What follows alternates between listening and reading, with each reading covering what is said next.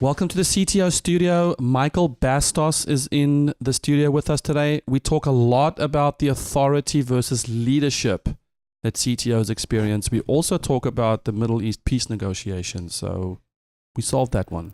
Well, I have a wonderful electronic invention I want you to see. It looks something like this. Welcome to the CTO Studio. I'm your host, Etienne de Bruin. The CTO Studio is where we chat with CTOs building amazing products with incredible teams.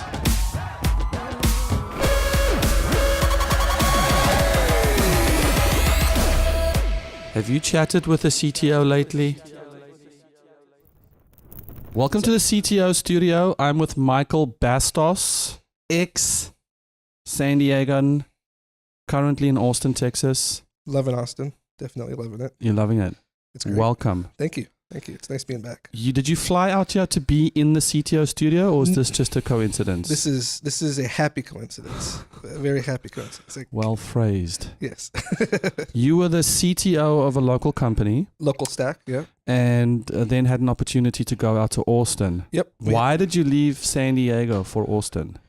I mean, it really is going to boil down to housing, right? Like, I have 4 kids. We were living in a 1,300 square foot ranch house out here. And, we were in a 4,500 square foot house in Austin. That's bigger, better, great. We're loving it. We're loving the experience. A lot of the stuff out there is very kid friendly. Are you more out in the woods, or are you more in the city? We're in the Round Rock area, just above Pflugerville. So close enough to the city where we can go in anytime we want to, far enough away where we're not paying city prices. Where are you in regards to downtown? South? Northeast. Northeast? Yes. Okay, because I spent some time with Douglas Ferguson at directly west. Yeah. And we were in the woods. Yeah. No. Apparently that's where Salt Lick, the original Salt Lick is. Near Chris Corvo and yes. places. So.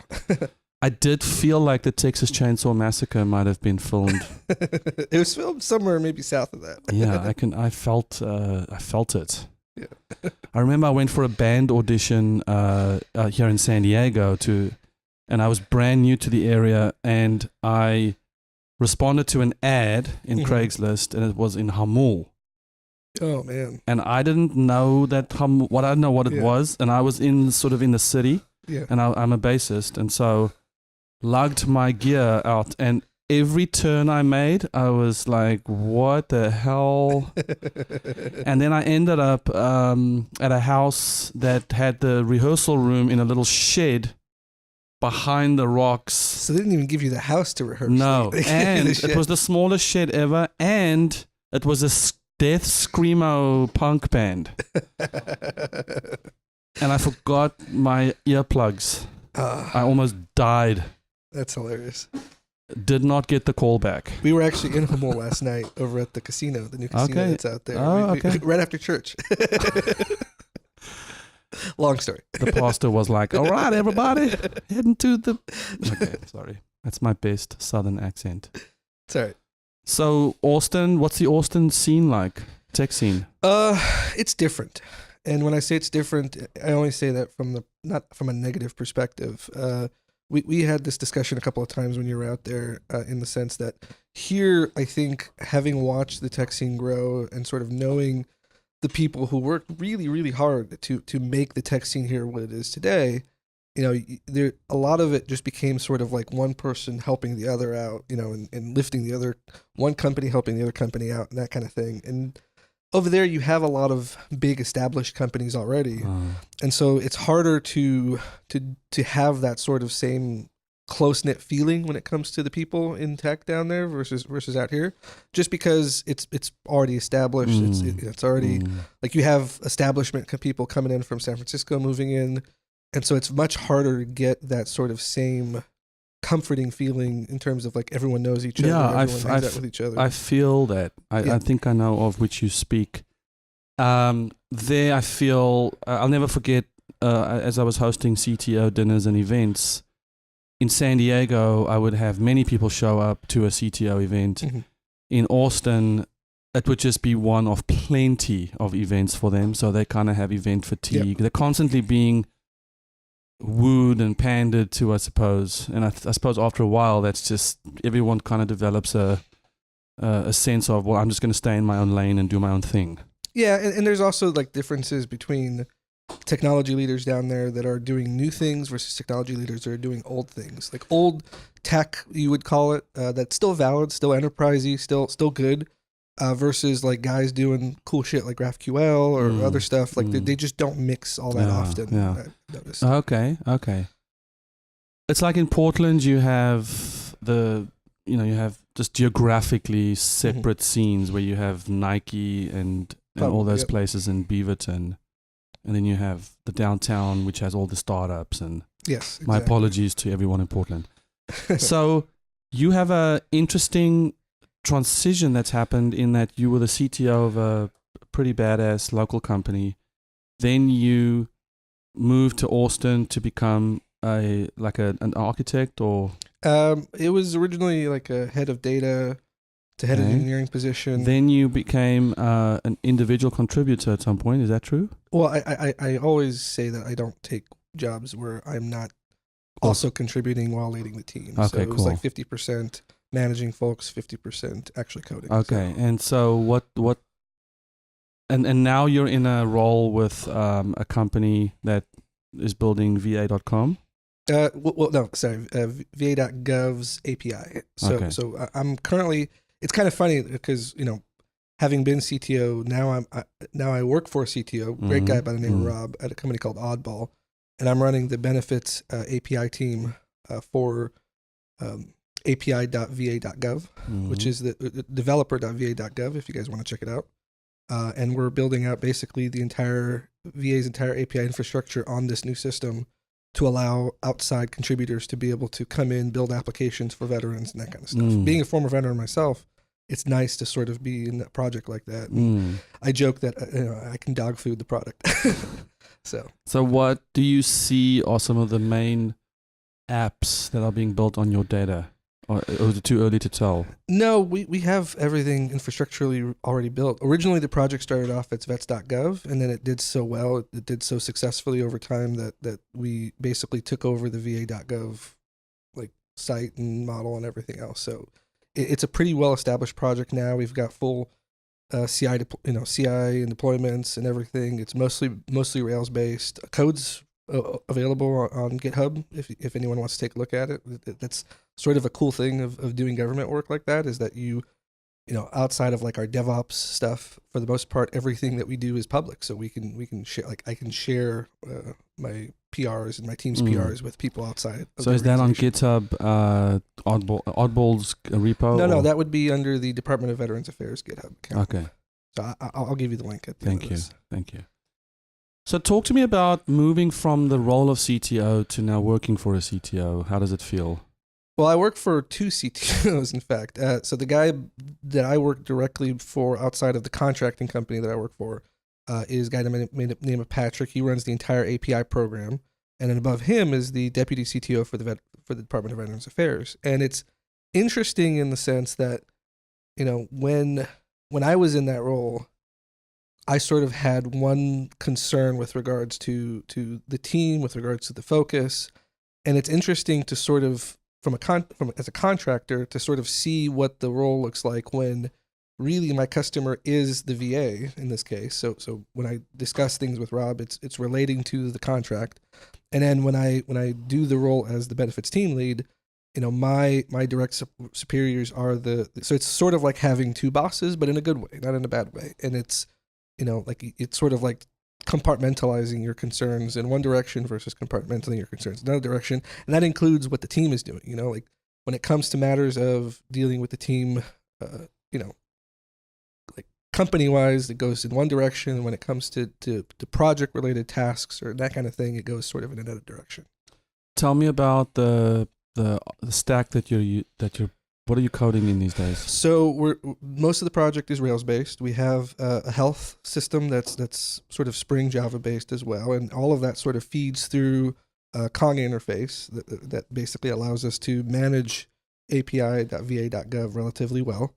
And that gives us the ability to be able to say, okay, well, this endpoint is going to be written in this particular stack, and this endpoint is going to be written in this particular stack.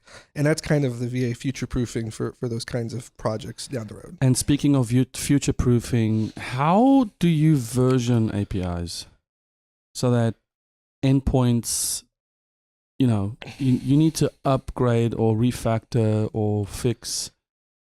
I've always done it, and again, this is from my personal experience, not necessarily speaking to the projects, what the project is doing. I've always done it in such a way where,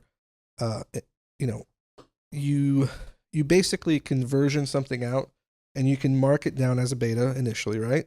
And then once you're out of beta, once you're out of RC and you're full blown, you don't change that version. And if you need to make iterations or changes, you create the next iteration or change, and you make sure that you're passing depreciation warnings in the headers of the previous version to let them know, hey, if you're using this API, there's going to be a new version coming out. But the new version won't have a different endpoint, right?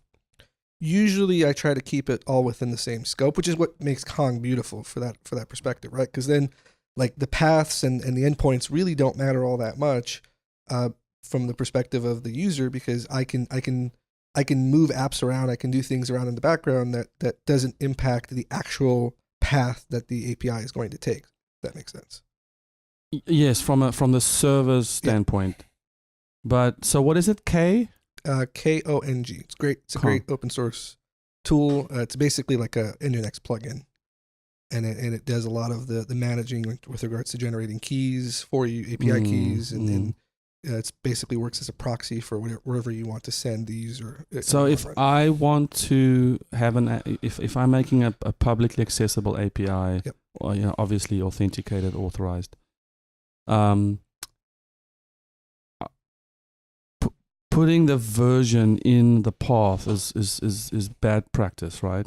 Like not always. slash entities /2.0 / Not really. We all of our endpoints right now are V0, right? Version 0 of our. So you have API. V0 in the path. path. We have V0 because they're all beta. It's all brand new. We're still building it out. When we have it in a position where we feel like it's good, we'll make it V1s. But then when you make it V1, all your app developers have to go and change it, yes. right? And that's where having proper practice for depreciation comes into play, right? Like do you pass your depreciations in the header so that the app developers know? And are you doing stuff like Zito? I think Zito has a great article on this, and I'll send it to you as well, where they kind of break down how they do depreciation warnings in the headers, and then they use a bit of a depreciation description to point the developer to an article about the depreciation and why it's happening and that sort of thing. So it's really, I don't think there is a hard rule, like if you do it this way, you're wrong necessarily. I think as long as you are consistent, the difficulty with having people outside of your organization consuming your APIs is that if you're inconsistent with how you're doing your APIs, if you're giving them one path one day and then suddenly like the URL and path are completely different, like a month later or with the next version, or the case is, you're just creating inconsistency in your documentation and in your practice. Or probably the counter to that, which is equally as bad, is having the same endpoint but have it behave differently. Because you've added things to it. And again, it goes back to, it's okay to have differences in versions, right? Like version 1 can behave differently as version 2, but as long as you document it, that's perfectly fine. The question is, you're not, just make sure you're not changing version 1 to account for something that you've already released and published the version 1. People are already consuming it. It's already in production. Don't mess with people's stuff. If it has to be version 2, do version 2, version 3, version 4, version 5 if you have to. But don't mess with something that's already been labeled as production and ready to go and start making changes to that. And I've ran into that before in companies that were doing that, and it just totally messed with their developer ecosystem. So explain to me, and not only as a foreigner, but as a brand new American. Yeah, well, brand new, 2006 brand new.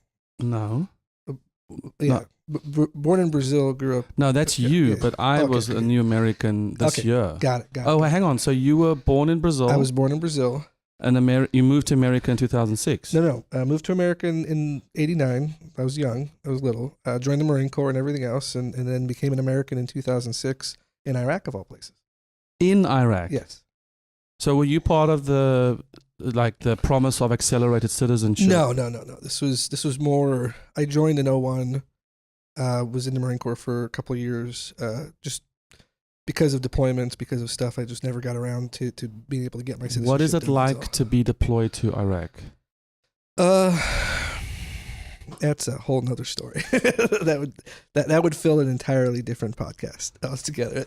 I will say that it was one of the best and worst experiences of my life, but I would never change it. It was just it was a great time in terms of the lessons that I learned over from the Marine Corps, not necessarily from Iraq.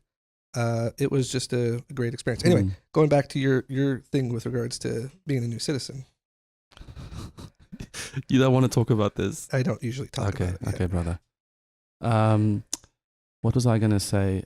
I was going to ask more about the VA in terms of, it seems like a heavily politicized thing. It seems like a very tight community. It seems like a thing that someone like myself and maybe anyone who hasn't served doesn't really relate to.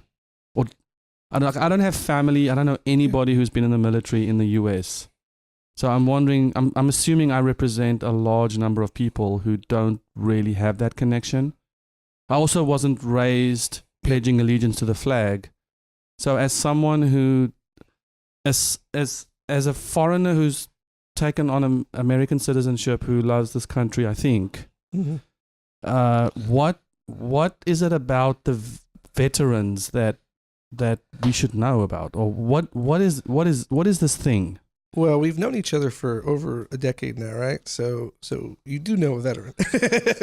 so to that point, I think. Yeah, but you don't want to talk about that stuff. Yeah, but I think we know a lot more people in that space than we necessarily get credit. Just a lot of times it just doesn't come up. It doesn't get talked about. It doesn't necessarily. So I know of some. I may be interacting with people, but they don't talk about it. Exactly. And I think there's nothing. I think knowing people in that space is, good in the sense that you get familiarized with it. There is some concern in the community nowadays that a lot of folks are, they served, so their kids then serve, and so then their grandkids serve, and it almost becomes like this familial situation where it's like you don't really have people from the outside joining. You just have like generationally the same veterans and the same families serving again and again and again. And I think that's a potentially bad thing. It's something that has been discussed a lot. So it kind of isolates it, right? Yeah, exactly. And having been one of the only members of my family to have served, my family served in the Brazilian military, obviously, and that kind of stuff. My brother was in the Army, and I think I have a cousin in the Air Force as well. But for the most part, like my family isn't that. They aren't that sort of military families and that kind of stuff. And so a lot of the stuff that I learned when I was in has benefited me from the fact that it wasn't stuff that I learned from family. It wasn't stuff that I learned growing up. And discipline stuff, the stuff that we talked about with regards to the authority stuff. It wasn't stuff that I knew about. And so I think it can be a benefit in the sense that it gives you a different perspective on the world, and it gives you a different, once you know who those people are and you're meeting them, and if you don't know any of them, go see a recruiter. Just you don't have to join. Just ask them how their day is. Yeah. No, I mean, do you mind that I touched on this? Yeah, no, not at all. I think. I have a lot of questions now, but I'm not going to go there. No, it's okay. I'm okay with you going wherever you want to go. I'll keep the answers. Yeah, you just tell me what you want to tell me. Exactly. So how is it that you were born in Brazil and then decided to join the Army? Marine Corps, sorry. Is it just a... It was... There's actually a funny story that I told your it's not there. How much time do we have? I don't even know if this is... Just talk. All right. So when I was 16 years old, my dad comes up to me. He denies this to this day because he doesn't remember it. He's like, what? I said that? I did that? I don't remember doing that. But I remember I was 16 years old. I was sitting down watching television, and my dad sits next to me, and he's like, so Ningo, how are you doing? Rapaz, how are you doing? You doing okay? It's like, yeah, Dad, I'm good. He's like, how's college planning going? You're 16. Like how's that happening? Like it's going okay. I'm planning. And I was like, okay. Just so you know, like when you're 18, you're out of the house, right? Like I don't know if I've ever brought it up to you before or if it's been mentioned, but just so you understand, like if you don't have anything planned on your 18th birthday, bags are on the door, like you're out, right? And I'm looking at him like, all right. It totally took me by surprise, totally shocked me, but I joke that it's one of the best bluffs in the world, right? Because like right after that, I got really into like, okay, what do I want to do? Where do I want to go? And I went to visit a bunch of recruiters. The Marine Corps recruiter was probably the coolest one. The Navy recruiter was a former Marine that kept talking about his time in the Marine Corps. So it was just kind of like, it's like, all right, let me just go there.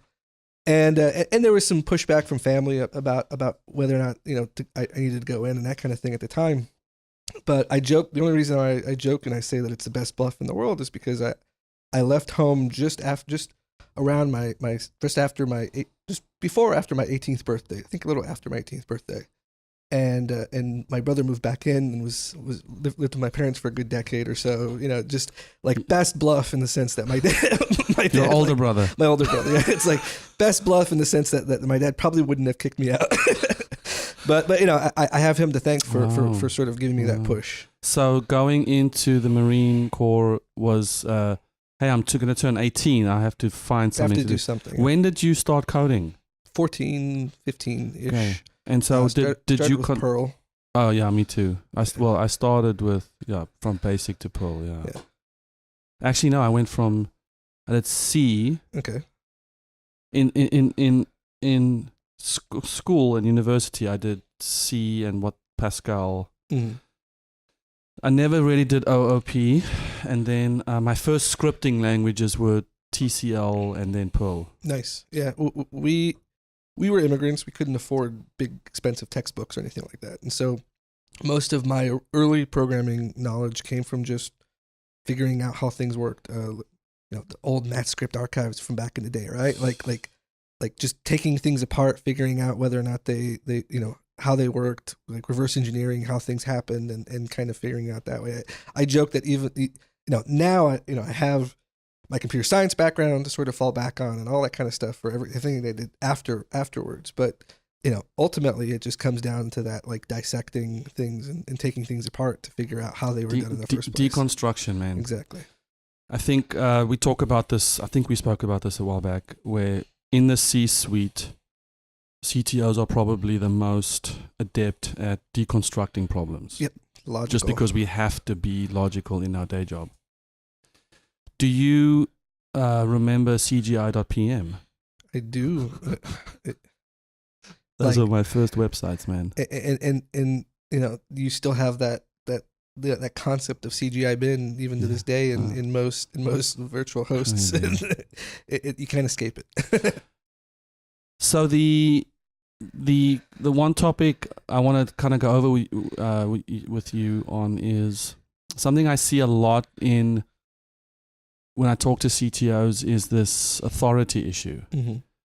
And I think many times you'll be in the C-suite, you'll be called the CTO, but you don't have the authority that you think you have because the C-suite just sees you as, well, we're building tech, we need a leader of the tech. So you just go, it's almost like a contractor relationship, like just go and build what we tell you to build. And either that or secondly, due to personalities, interpersonal skills, the eloquence isn't always there to sort of command people's respect. And, sometimes we're clumsy, sometimes we aren't communicating concepts in ways that inspire people. So talk to me about the challenge of authority as a CTO. So this is something that we talked earlier about a little bit, but I kind of want to break down. I have this concept that I was taught in the Marine Corps, sort of Marine Corps leadership principles, where authority and leadership are two very different things, but they're always sort of. So hang on, you mentioned Marine Corps leadership principles. Yes. Okay, so this is from that. This is like me taking those ideas and sort of applying them to my work with developers and all that kind of stuff. And this is what I tell people a lot of times is there's this sort of difference between leadership and authority. And most people sort of think that they're one and the same or they kind of combine them. authority is granted. It's given. It's not necessarily something that you can take very easily, or you can sort of say, I am in authority here.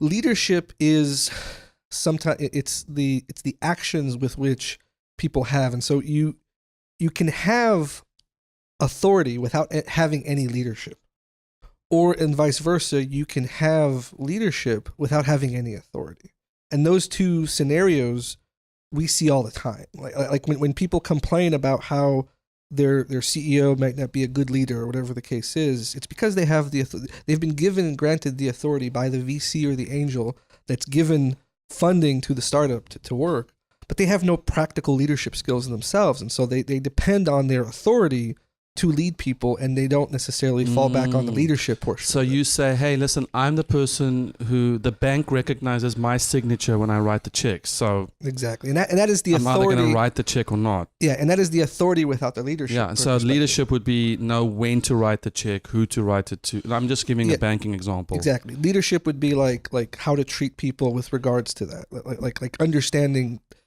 Leadership, like you've in the reverse side of this, right? You've met people that are leaders with no authority, like the developer that helps everybody out, understand, and like everyone looks up to them, like goes to them when they have a question, but they don't have a head of engineering or VP of engineering role. They're just that leader in that position, and they take responsibility for that position without any of the actual authority to be able to do so. And that comes naturally and or falls on their shoulder because they're willing to step into that role. And so the perfect concept of leadership and authority is when those two positions merge. When you have somebody that is both a leader and is willing to accept those responsibilities and is willing to accept that role and is the person that everyone comes to for those circumstances. When they're given that authority as a CTO or as a VP of engineer and they step into that role, that is where good things happen. That is where people are happy. Developers are excited to work for those people, and that's sort of the experiences that I've had over the years. Is I've been in both camps. Like I've been the guy that had to learn the leadership side because I was given the authority without any understanding of what leadership was, and then I've also been the leader with zero authority, but having people come to you because they know that you're going to be able to answer that question or help them with that particular problem. And so a lot of times we have the difficulty of those two associations, but it's really sort of beneficial to understand where those come from, because then once you understand that, then you can understand why there's fear on the part of some CEOs because they don't understand why their developers won't listen to them, or why they get so much flack for making people do things that they don't necessarily want to do, or it's understanding that, hey, maybe you're in a position of authority, but you need to learn the leadership side of it as well. You mean the CTO, or the CEO, whoever. It's understanding where you're at. Like if you've been given the authority, but you don't have the backing in terms of leadership, then you have to learn that part too. So, what are the symptoms if I have been given the leadership, if I've earned the leadership position, I suppose, but I have no authority? Like what are the symptoms that is what's going on? You can't, you're the person that has all, I jokingly refer to it as you have all of the, how should I say this? You have all of the responsibility without any of the say. So, hey, we need to grow the team, 10 people, but hey, I'm signing off on who you're hiring. Something like that. Or more like, okay, hey, your team is doing fantastic. We need to scale this out and do this much faster, do this much better. But I'm not going to give you any funding to hire more people or to do this or to do that. You're in that position in terms of having the leadership where your team looks up to you. They know that you're going to go to bat for them, and they know that you're going to help them. So I see this a lot. Yeah. So what should you do when that is happening? Do you quit your job? No. Do you take it? No. You ask for it politely. You explain the problem. Okay. And it's not an easy. I know that sounds. But can you explain the problem without using the word authority? Like, hey, you're expecting this stuff from me. You've given me no authority. I don't think you can. I think ultimately what it comes down to is you have to be willing to have the uncomfortable conversation of explaining that, hey, look, I am here. I want the company to succeed, but I don't have the authority that I need to be able to do that. And I mean, I'll give you a sort of this funny example. When I was head of engineering at Real Savvy, one of the guys that worked for me was one of the co-founders of the company, like the guy that wrote the original version of the application. And a lot of that, and I had to sort of train and teach him those leadership roles and that being in that position, just because he didn't feel comfortable in it. It was outside of his skin. And so in many cases, if you see that from the people underneath you, you have to train them. You have to teach them how to be a leader and how to do those leadership tasks. Like teach them how to interact with their developers in a way that isn't just following orders. And one of the biggest mistakes people always make when they think about Marine Corps leadership or military is that as a sergeant, I somehow told people what to do and they just did it. That's wrong. That's a misconception of what that relationship actually was.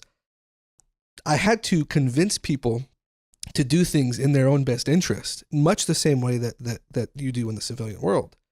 And keeping in mind that most of the people that worked for me when I was a sergeant were trained to kill people for a living. So they're not the type of people that you want to piss off by just saying, hey, do this thing or else.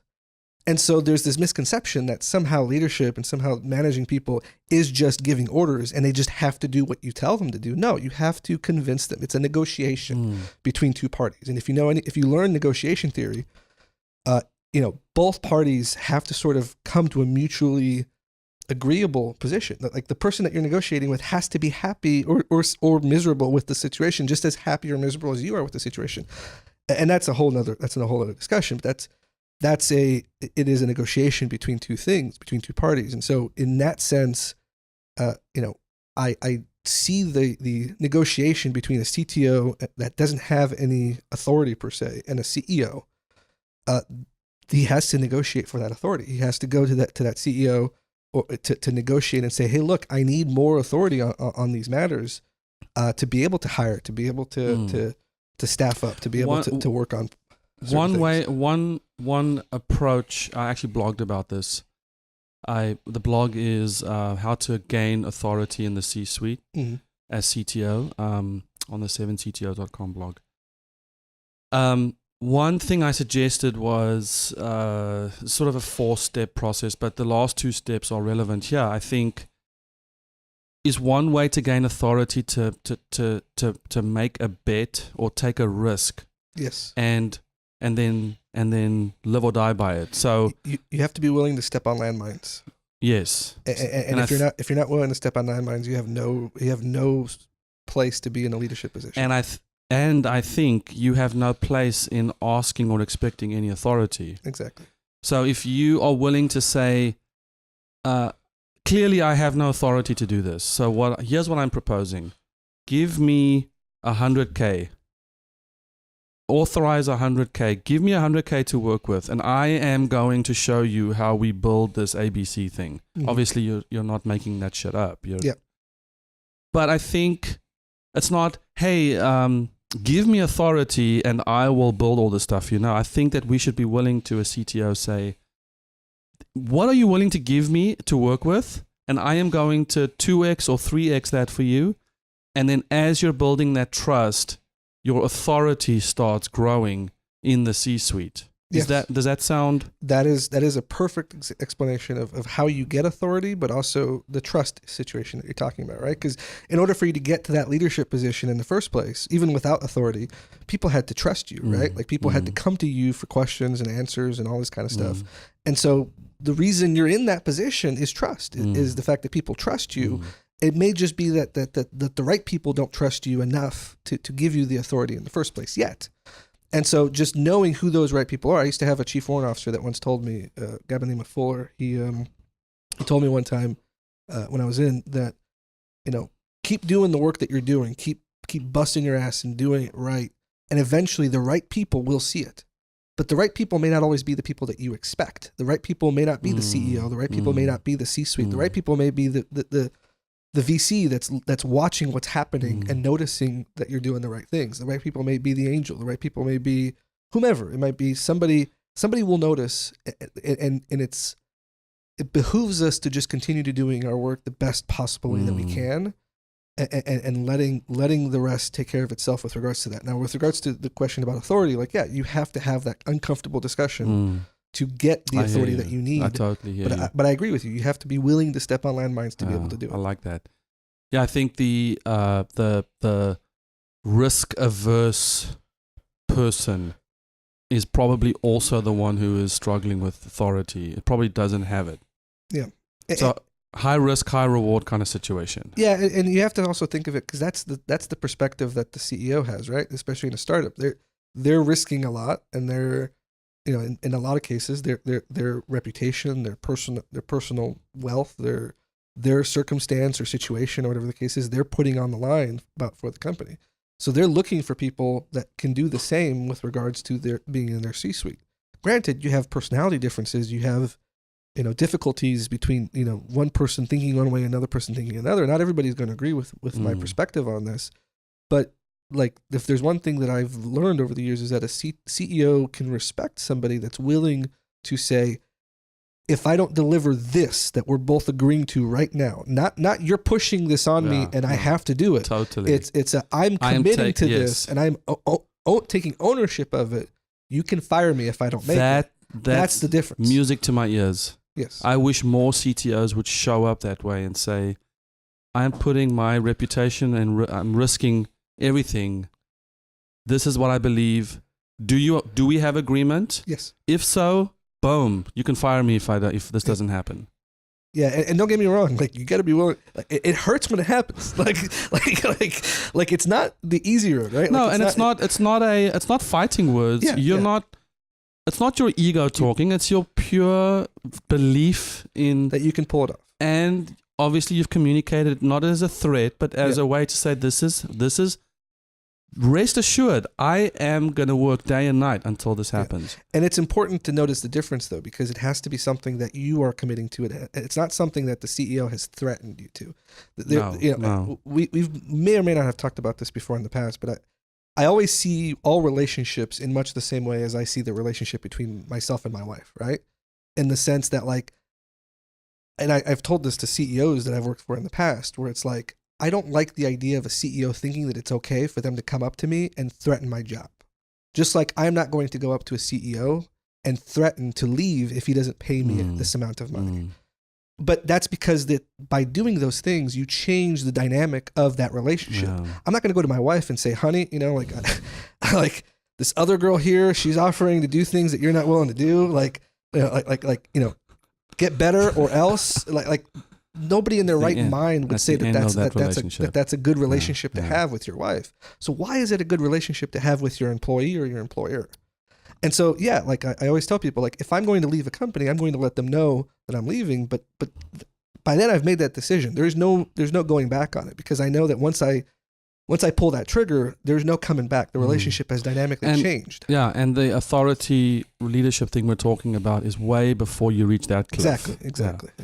So I think we both share a fascination of framing things, negotiation, getting to yes. Tell me about Getting to Yes. That is an amazing book. Getting to Yes and Getting Past No are like my two favorite books of all time. It changed my perspective on employee-employer relationships. It's just changed my entire career path, per se, after reading those books. They're done by the guy, the Harvard negotiating team that did the Camp David Accords. So a lot of the content in the books are, and I don't remember the names of the authors off the top of my head, so I apologize, being that it's one of my favorite books. But like one of the examples that they give in the book is Yasser Arafat is sitting across the table at the Camp David Accords from the Israeli prime minister at the time, a female prime minister. I don't remember her name either, but he's basically giving the Israelis his hard line, like, this is what I want. I want all of Israel to leave. I want all the land turned over to the Palestinians, and just going line by line by line. And the Harvard negotiator kind of looks at him and he's like, okay, let's play a thought game here. Let's say that she agreed to every last one of your concessions today, and she went back to Israel, stood up on national television and said, we are going to concede to every one of Palestine's requests. So let's start rounding up some ships. Let's start shipping people out. Let's start moving people out of the areas that they're in. Like let's start this now. What do you think would happen to her the minute she announced that? And Yasser Arafat just starts laughing. He's just like, she would be kicked out of office. And he's like, okay, so you realize now, you've made that realization that this is absurd request.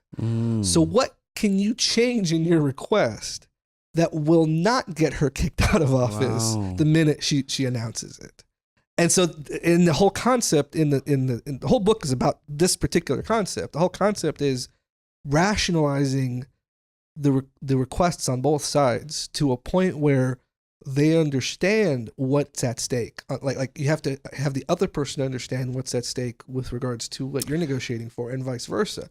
And as long as you can rationalize that, don't get me wrong, you can negotiate with people that aren't rational at all, and you'll just never win. It's just not. There's another book that I won't go into that goes into that specific topic, but for the rational person, for the person that's willing to negotiate, then that's the important thing. Yeah, it's something I find that it's helped me a lot in my business thinking is really business is not so much about getting what you want.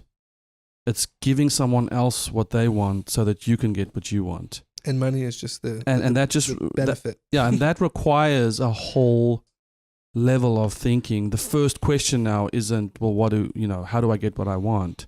It's how do I make sure that the person I'm negotiating with gets what they want? Exactly. So that I can get what I want.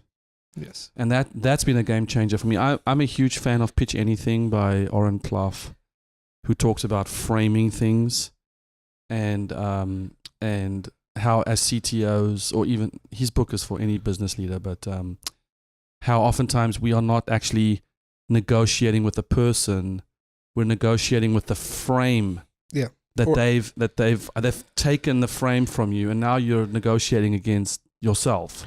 Yeah, and one of the other things that they mentioned in this book that I think is also important is this idea of a taker and a giver. And in any two-way negotiation, it doesn't matter how alpha the two people are, or how pushy the two individuals are. One of them will always be a taker, and one of them will always be a giver.